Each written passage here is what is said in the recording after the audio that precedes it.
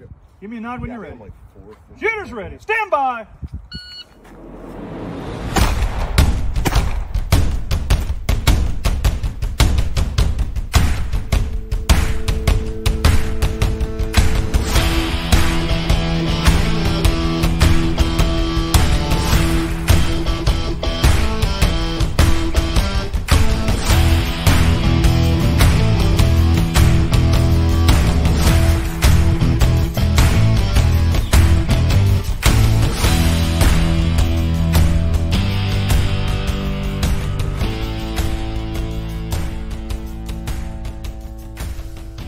Hey everybody, welcome to this episode of Bullets and Bourbon. I'm Frank Gow. I'm joined by my co-host Matt Gunlock. Today's guest is Ryan O'Connell. If you haven't heard his name, it's because he is the newest match director in the Camp Lejeune area. You heard that right. There is a USPSA match that is coming to Camp Lejeune. They have run several iterations of it at the VFW, but this one is going to be at Alliance Outdoors in Maysville, North Carolina. I'm looking at the registration information right now. It's going to be on Saturday, September 30th. The match is going to start at 2:30. It's slated to finish by 7. And there's going to be 5 stages, one of which will be a classifier. Those are the details. We will have a link for registration in the show notes and also in our post. But for the time being, we kind of want to talk about Ryan and why he decided to become a match director and what we can look forward to from this particular match. So, Ryan, welcome to the show. How long have you been shooting USPSA?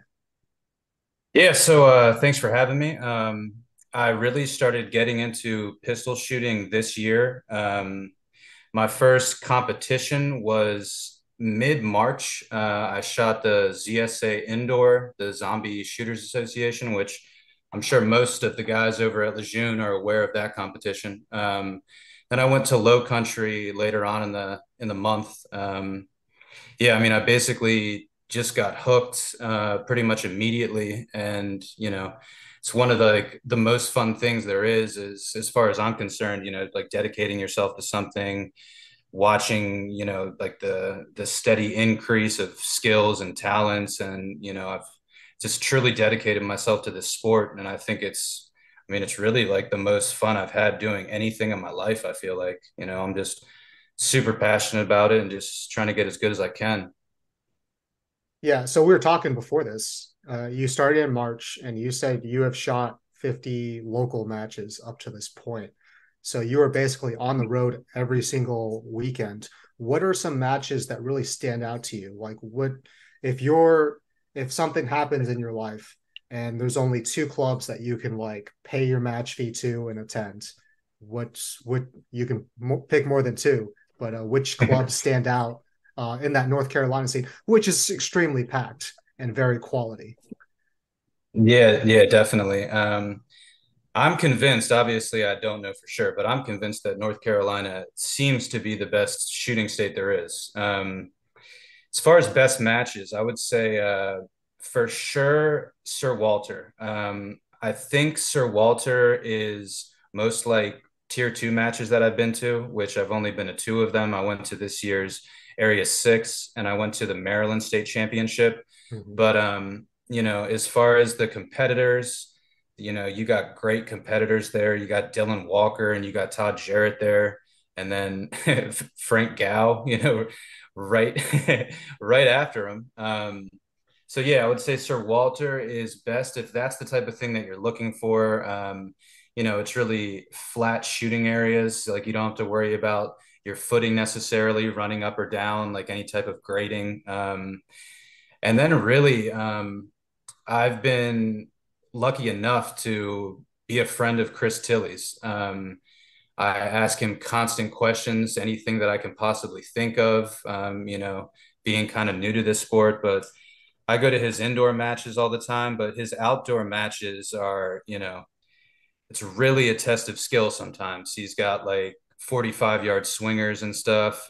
So I wouldn't really recommend going there if you're like a newer shooter just trying to get into it. But it's definitely some nice, testing grounds out there as far as, like pushing you to your like, furthest possible abilities. But yeah, there's a ton, like you said, Pitt County, I think is also a really great match. I also like Zoo City's match. It's definitely good. Yeah. And then you got some of the like a little worse matches, which I guess I probably shouldn't bring up their names.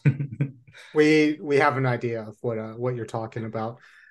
Just quick shout out to Chris Tilley. I actually had dinner with him this last weekend at Open Nationals, and he was instrumental in my starting to get into shooting as well because he was the first like formal class that I took. Went to his range, and it was just Saturday Sunday of him teaching us a little bit of what he knew to get us started.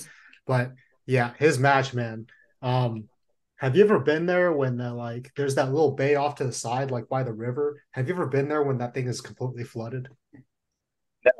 No, I definitely haven't been. Okay. No, Well, but yeah. it's Go ahead. sorry.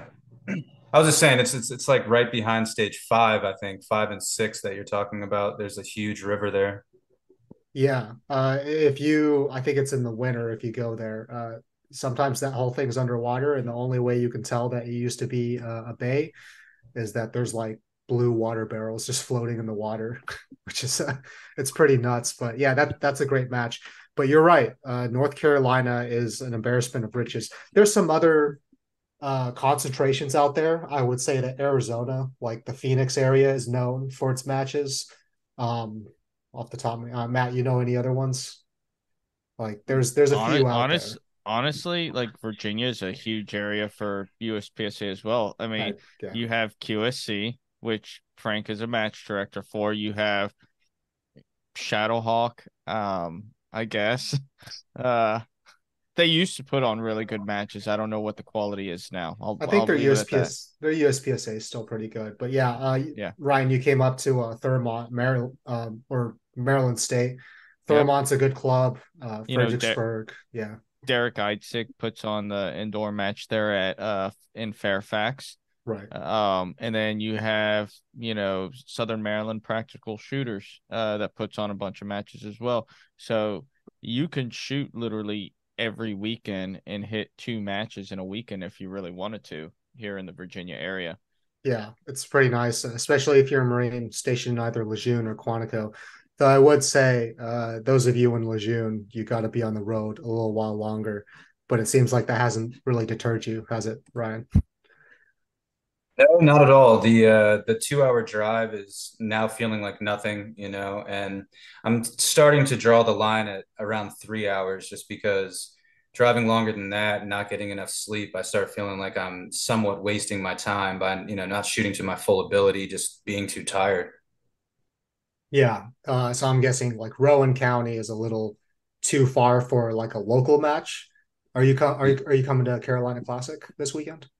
I am, yes. I'm shooting a Saturday afternoon time slot. Okay. And that's where they held the Area 6, right? Yes, yes, same exact range. So very nice range out there, but unfortunately, it's really Lejeune's, or I mean, so you're a little north of Lejeune, yeah? Is that, or you live in Holly Ridge? Yeah, Maybe so it's so. actually a little south. Yeah. Is I'm currently living on Topsail Island just for the year of renting. Okay. Yeah. So the problem with that area is like the hour of back roads that you got to drive on to get to a major highway, which then gets you to where you actually want to go.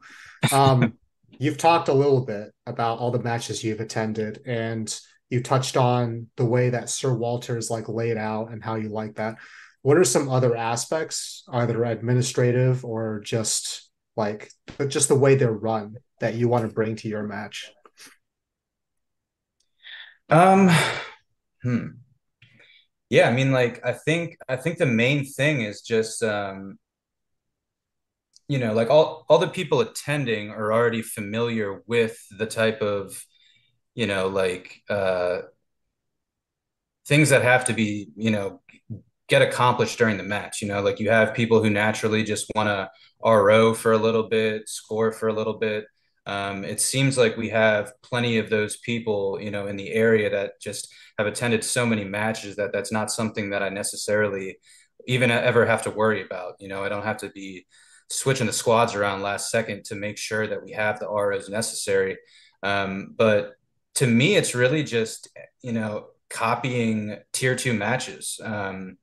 There's in my opinion, it's not really great practice to be doing something that doesn't relate to what you do at a higher level in the same exact sport, where a lot of people, there's a lot of stages that are just built around maybe like 2, 3, 4 spots. And it's just like, you kind of have to run there, stand still, shoot your targets, run to the next spot, stand still, shoot your targets. That's like the opposite of what I'm trying to accomplish.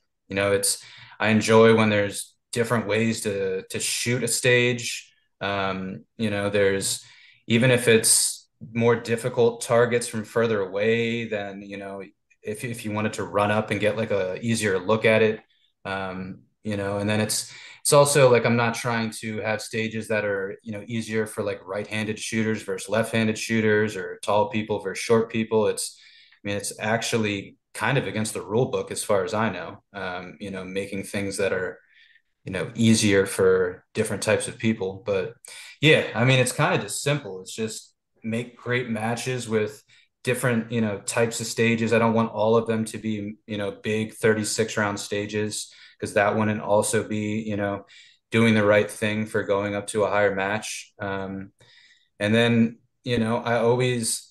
I try to keep in there like like every match or two, something with strong hand weekend, because there's that, there's strong hand weekend in tier 2 matches also. And even though people complain about that, it's too bad, that's just clearly something that's part of the sport. And until it changes, I think that we should include it for at least one stage every match or so. Yeah, that's typically the classifier stage is where you see that kind of stuff. But I agree. So typically within a major match, you will see about 5% of the shooting be strong hand or weak hand. So that's, people usually don't practice that much. I'll just put it at that. At what point you're going out to matches, you're traveling all around North Carolina. At what point did you decide to become a match director?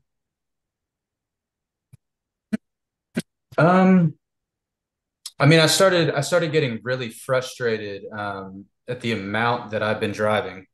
Um, it was basically,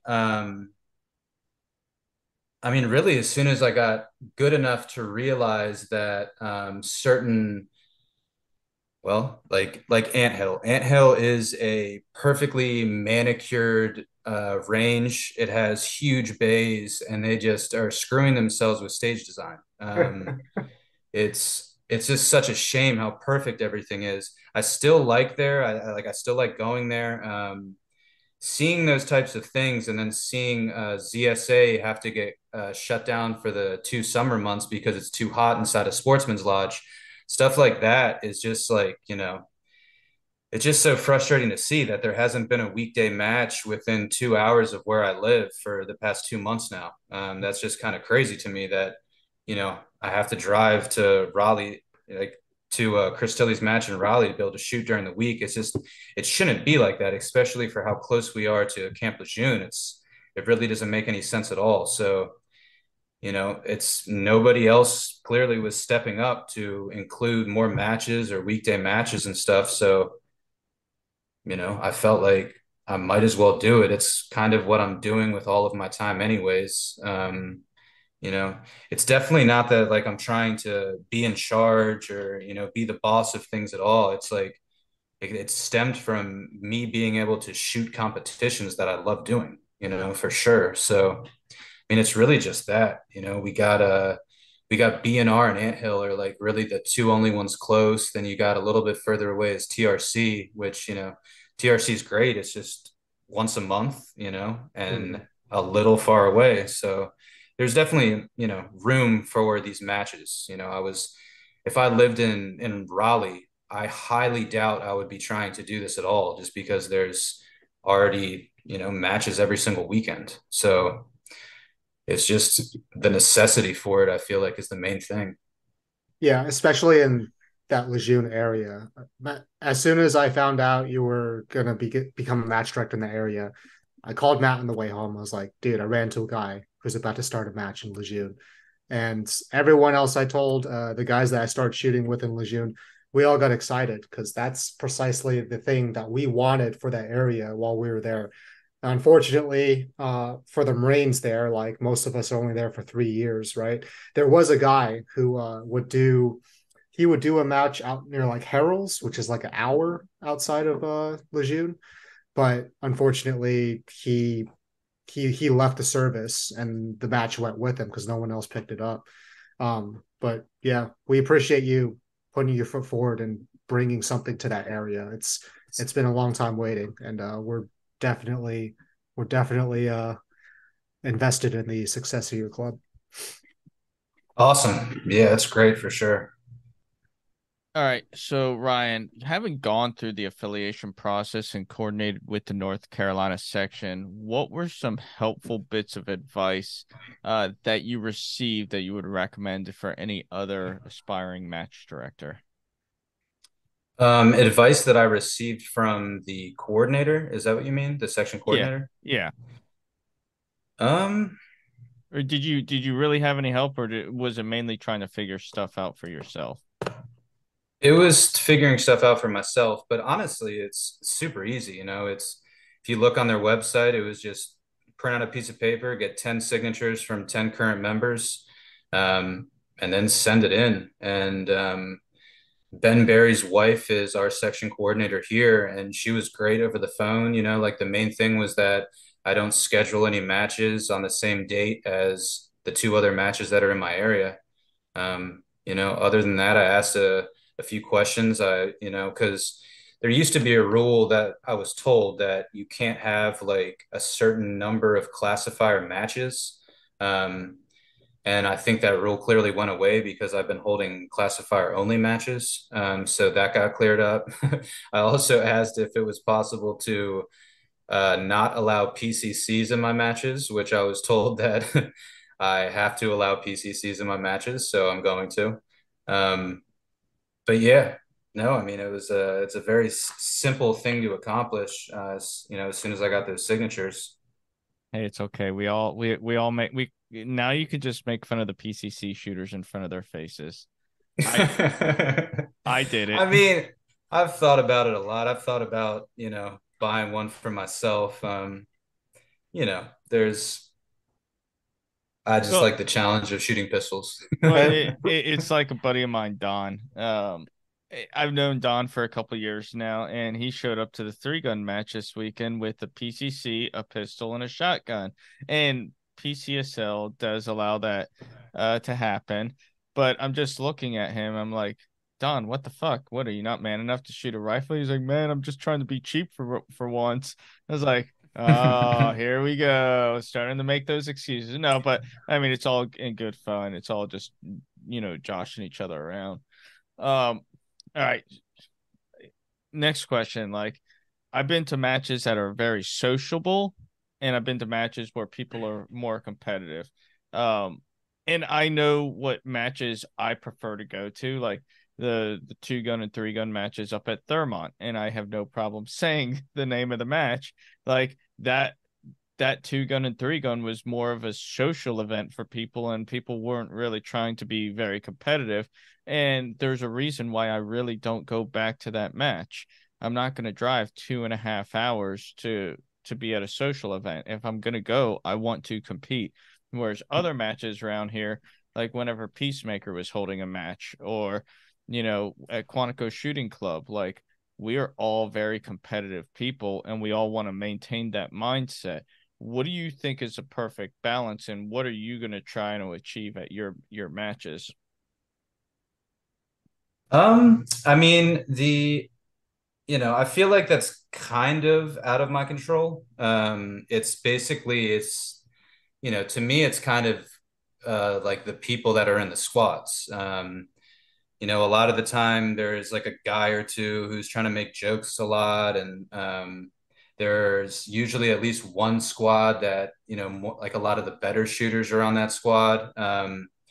At the same time, it seems like to me that the match starts off more serious and quiet, and everyone is, you know, very competitive at first, and like around like the last three or two stages, people start, realizing it's ending, and they start having more conversations and being friendlier to each other. And that kind of, lasts till like about 10 minutes after the match that they're still talking to each other. I think it just kind of depends on who is in your squad, and a lot of people like being in squads with their friends. So obviously they're all talking to each other. Um, I mean, I personally mostly am just by myself trying to think and get my mind right. I feel like this is such a mental sport that it's, and I'm just too new at it. I'd prefer to not RO. I'd prefer to not do any of the scoring and just kind of get the mental aspect down and sit with my neck fan and smoke cigarettes by myself is kind of what I prefer to do. But I mean, I think there's a lot of both. People clearly like this because of their competitive nature, and people like having fun at the same time, and talking trash to their friends, and I don't know, it's kind of both, and it's all great. So you bring up some really good points. And I also think though, like you can really draw the competitiveness out and you can really draw in a lot of the competitive shooters out to your match based off of like how difficult you make the match too. The more difficult and the more you make people think about what they have to do and every movement has to be perfect, there's still going to be that social aspect, but it's going to you're going to draw more competitive people out at the same time. I think that's just one way of looking at it as well. Yeah, that's definitely true. At the same time, I'm not trying to get too difficult for people. I'm trying to be, as friendly to the shooter that's never shot USPSA, as well as people that are super competitive and going to tier 2 matches. Hopefully I'm definitely not really trying to do like a bunch of memory stages, stuff like that, where it's confusing as to whether or not you shot certain targets and stuff. I'd kind of prefer it that, like a mid-distance swinger or a 6x6 knockover steal is like, like the most difficult part of the stage. And that, it's about what you think is the fastest way of doing it. And, you know, which that's, I don't know. After shooting Tilly's, it just all kind of seems like a little like Sir Walter seems kind of easy to me now, even though I get, to some people, I'm sure it doesn't seem that easy. Mhm. So, you know, but yeah, I definitely understand what you're saying though. So you've probably been this is going to be your first match that you host at Alliance, right? But Yes, you've that's you've correct. hosted matches elsewhere like the VFW, you said? Yep, we just did our second one over the weekend. Okay. So have you been pretty much building and doing everything by yourself, getting these matches set up? Yes, I've had help from Greg Robinson. He's been meeting me out there and setting up these matches with me. And then Heather Allen has been, like running the cash register basically, because I've been doing cash only events. But other than those two people, yes, it's been entirely just me. Are and I know being a match director in the past, it can get really difficult, especially with the more complex the stages are. And it can get exhausting at times too. Do you need any assistance with or additional manpower for your match to help get it set up? I mean, I don't think I need it.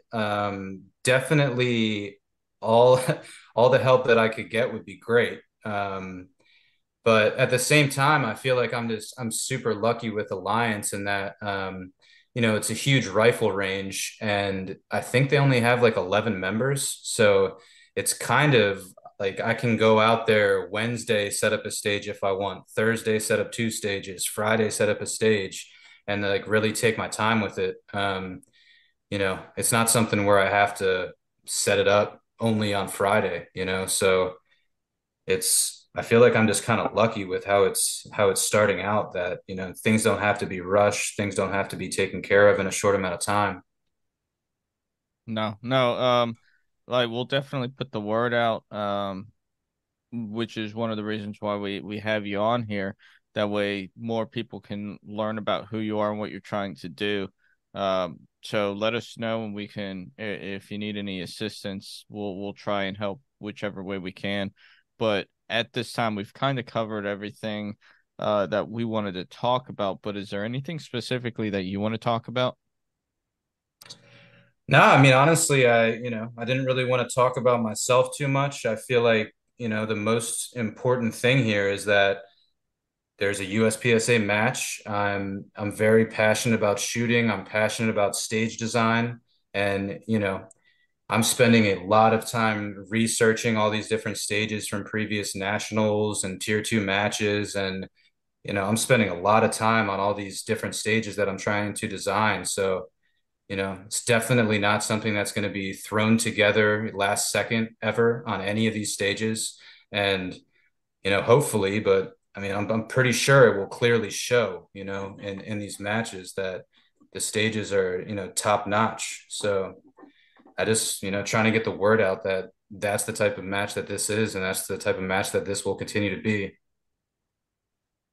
I do have one more question. So for September has 5 weekends, and you have this match going on the fifth weekend. Is it going to be the fourth weekend at Alliance particularly? What do you see as the schedule for the foreseeable future? So it's definitely never going to be the first Saturday of the month. That's already taken. But it's really just whenever these matches don't have events. I can't remember if it's the second or third. I think it's second. Basically, it's just gonna have to change every single month. Every month that there's a fifth Saturday, I'm sure I'll take that. Other than that, I'm seeing it being either the second or third Saturday, and additionally a Sunday. It's going to be twice a month, every single month. And then also we're moving the VFW match to every single Wednesday. I'm installing lights at the Holly Ridge VFW so we can start right as the sun is going down. It's going to be a quick match with just 3 classifiers. Should take about an hour and a half to 2 hours, depending on how many people show up. So yeah, that'll be every single week, Wednesday night, and then Alliance twice a month. But that's, it's kind of a shame it has to be like that. But, there's already so many matches, it'd be obviously easier if it was the second and fourth Saturday every single month. But, they'll all be on practice score with plenty of time for people to schedule it. So main thing is keep an eye on practice score. It can be found searching East Coast Fire, 3 words under matches, and they'll both come up. So Yeah, we're excited for you, man. We're excited for Marines to show up to your match and experience competitive shooting in a quality format, and hopefully get the itch and spend more time on the road going to Sir Walter and CGGR and all these other matches that you've truly come to love. And if the timing works out, I still want to get some of the crew up here to come down and see your match and possibly help out. But yeah, we appreciate you. I mean, you've already put some matches on, but it's most match directors are not raking in money like hand over fist. It's because they truly love the sport, and it seems like you truly have a passion for it. So we thank you, and yeah, if there's anything else you need from us, let us know. For all of you stationed in Lejeune, we will have the link for this particular match up in the notes. We're going to spread it around.